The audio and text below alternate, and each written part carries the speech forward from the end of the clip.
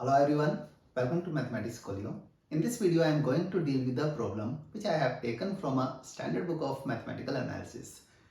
On the base of that, कुछ options मैंने लिख दिए हैं जो एग्जामिनर आप लोगों से पूछ सकते हैं. और इंटरेस्टिंग बात यह है कि 2018 में जेई ने सेम कॉन्सेप्ट पे एक क्वेश्चन पूछा था. Watch the video till end and learn how to solve this problem. ठीक है, सबसे पहले क्वेश्चन पढ़ते हैं. Suppose that f r2 minus 1 to 1 is a twice differentiable function and f0 whole square plus f dash 0 whole square is equals to 4. Prove that there exists x naught such that f x naught plus f double dash x naught equals to 0. तो जब भी हमें question solve करना होता है तो आप अलग से सारी गिवन कंडीशंस लिखें और जो चीज प्रूव करनी है या फिर जो चीज फाइंड करनी है उसे अलग से लिखें ताकि एक डायरेक्शन हमें मिल जाए कि कैसे क्वेश्चन को सॉल्व करना है. तो फंक्शन डिफाइंड है r से -1 से 1, कोडोमेन -1 से 1 है. इसका मतलब फंक्शन जो हमारा है वो बाउंडेड फंक्शन है.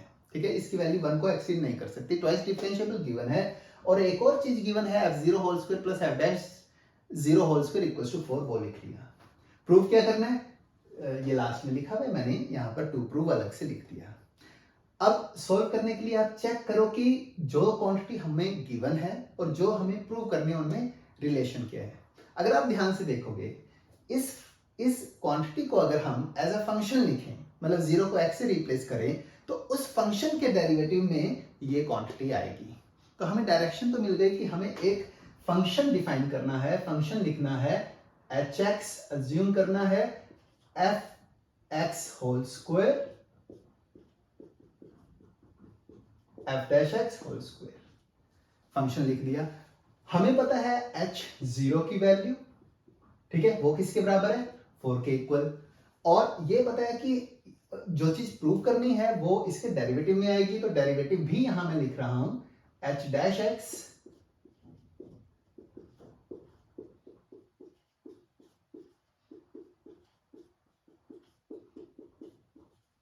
ये लीजिए. तो ये सारी चीजें हम लोगों ने लिख दी 0 पे. अब अगर प्रूव करना चाहते हैं कि ये वाला सेक्शन 0 है तो हमें h का डेरिवेटिव 0 प्रूव करना होगा. डेरिवेटिव 0 प्रूव करने के लिए हमें h के ग्राफ में एक टर्निंग पॉइंट प्रूव करना होगा. टर्निंग पॉइंट प्रूव करने के लिए देखो h की वैल्यू 0 पे हमें पता है 4 के बराबर है. टर्निंग पॉइंट प्रूव करने के लिए नेगेटिव x के लिए किसी नेगेटिव x के लिए प्रूव कर दो कि h 4 से कम वैल्यू लेते हैं, किसी पॉजिटिव x के लिए प्रूव कर दो कि h 4 से कम वैल्यू लेते हैं, तो बात बन जाएगी.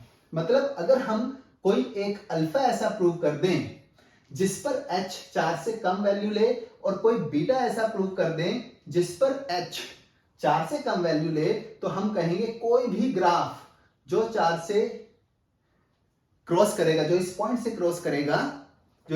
क्रॉस करेगा वो टर्निंग पॉइंट बनाएगा ही और उस टर्निंग पॉइंट पर डेरिवेटिव जो होगा वो 0 होगा. तो क्वेश्चन रिड्यूस हो गया कि हमें h को 4 से कम प्रूव करना है. h की value f square plus f dash square है. f स्क्वायर हमें पता है 1 से छोटा होता है. तो अगर हम प्रूव कर दें कि f डैश किसी वैल्यू के लिए, f डैश होल स्क्वायर किसी वैल्यू के लिए 3 से छोटा है तो बात बन जाएगी. यानी कि सफिशिएंट टू प्रूव के f डैश x किसी वैल्यू के लिए √3 से छोटा है तो बात बन जाएगी. अब याद करो, जब हमें डेरिवेटिव को किसी क्वांटिटी से छोटा या बड़ा प्रूव करना होता है तो कौन सी मीन वैल्यू थ्योरम यूज होती है. अगर आपको याद हो लैग्रेंजेस मीन वैल्यू थ्योरम यहां हेल्प करेगी.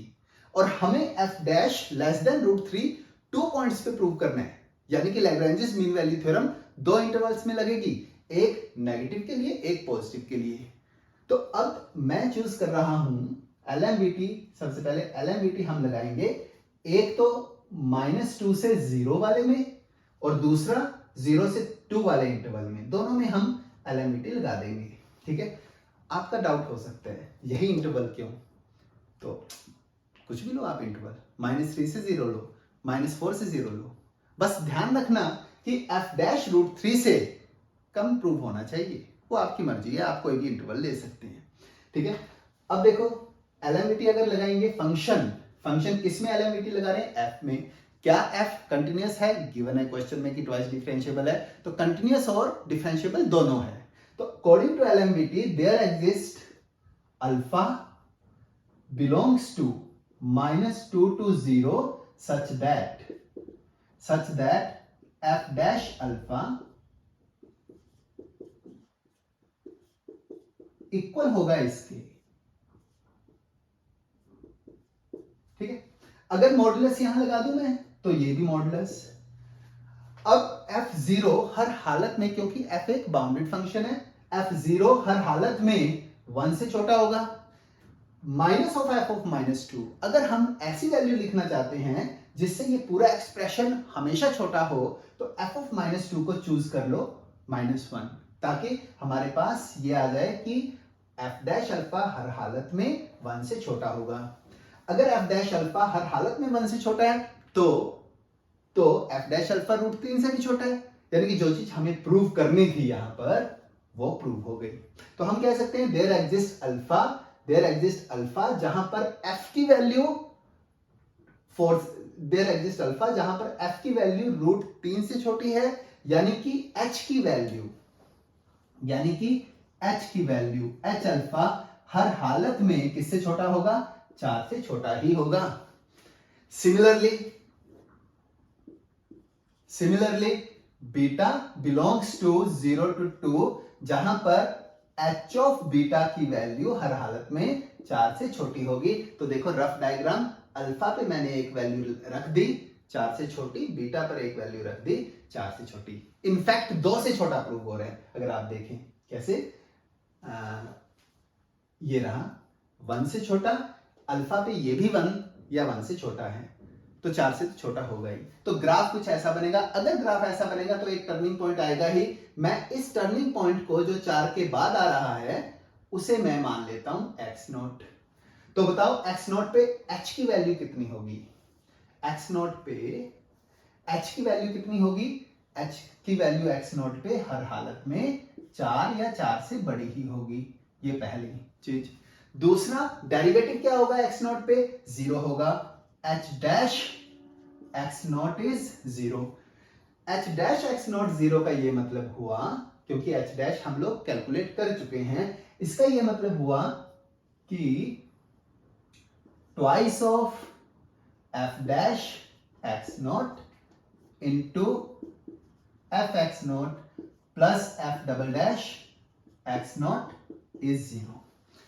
हम काफी नजदीक आ गए हैं जो चीज हमें प्रूव करनी है, लेकिन product of these two is 0 हमें प्रूव करना है। सेकंड ब्रैकेट इज 0, उसके लिए हमें प्रूव करना होगा कि first bracket f dash x0 0 नहीं हो सकता।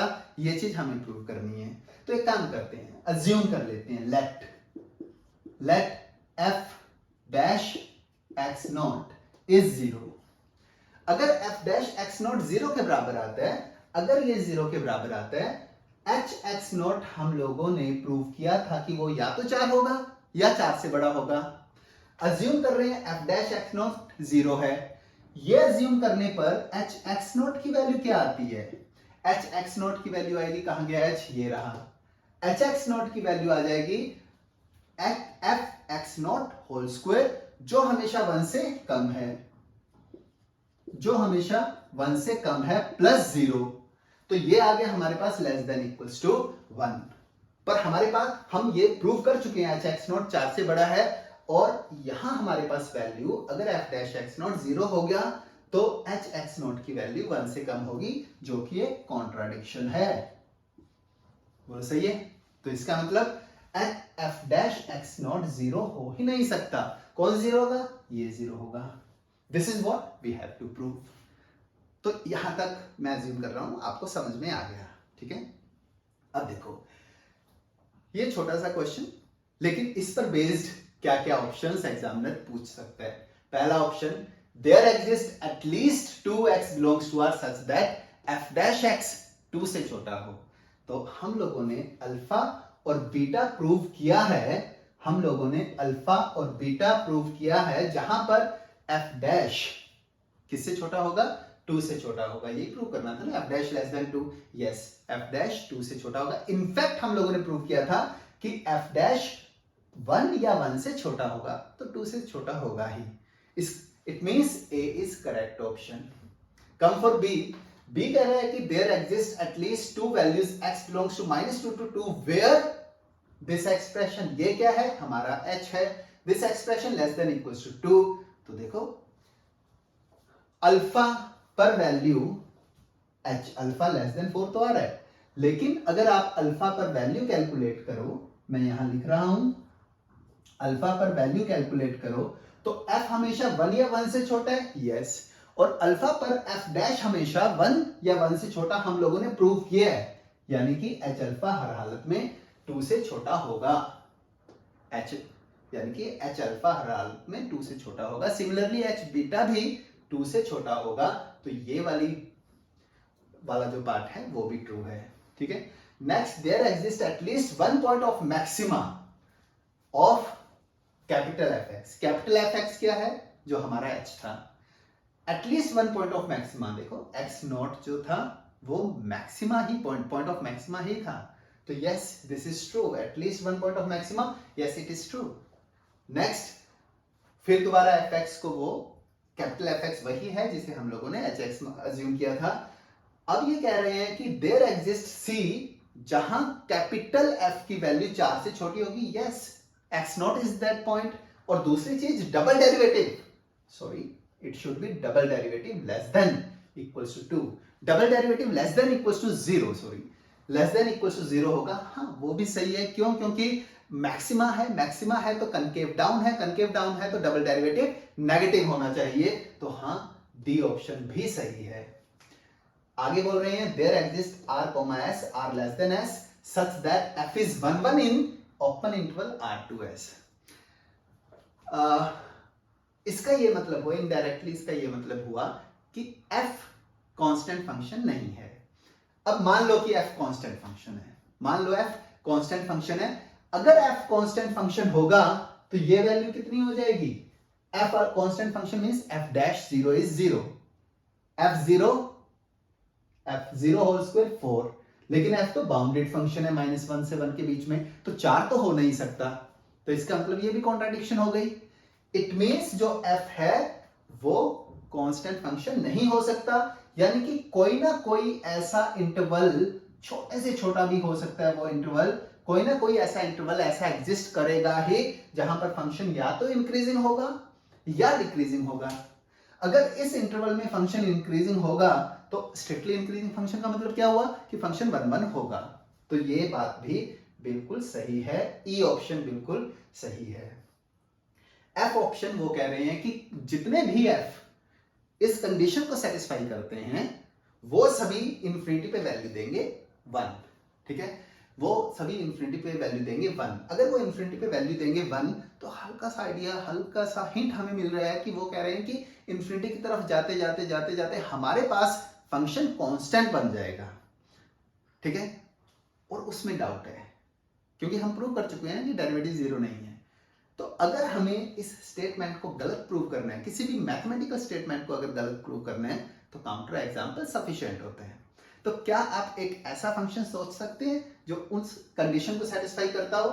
देखो मैं आपको बताता हूं, ऐसा फंक्शन जो उस कंडीशन को सेटिस्फाई कर रहा हो, मैं ये, अच्छा ठीक है यही लिख लेते हैं, वो है fx is equals to sine 2x. fx is equals to sine 2x. Sine 2x, अगर fx साइन 2x होगा तो 0 पे value 0, f dash 2 cos 2x, 0 पे वैल्यू कितनी हो जाएगी उसकी? 0 पे वैल्यू हो जाएगी 2, यानी कि उसका स्क्वायर कितना हो गया 4. तो ये वाला फंक्शन सेटिस्फाई करता है सभी कंडीशंस को. लेकिन अगर आप इस पे लिमिट लगाओ, अगर आप limit x approaches to 0 sin 2x, not 0, it should be infinity, yes, तो ये 1 के इक्वल है नहीं. तो इसका मतलब जो f सेक्शन है वो गलत है. तो ऐसे एग्जामिनर क्वेश्चन बना सकते हैं. और मैंने कहा था कि 2018 में जेईई ने सेम कॉन्सेप्ट पे क्वेश्चन बनाया था. Paper 1 question number 4. अगर आप अपना कॉन्फिडेंस बूस्ट अप करना चाहते हैं तो वो क्वेश्चन एक बार ट्राई करें. ठीक है, hope you enjoyed this video. Please like and share the channel. Bye bye for now. See you in the next video.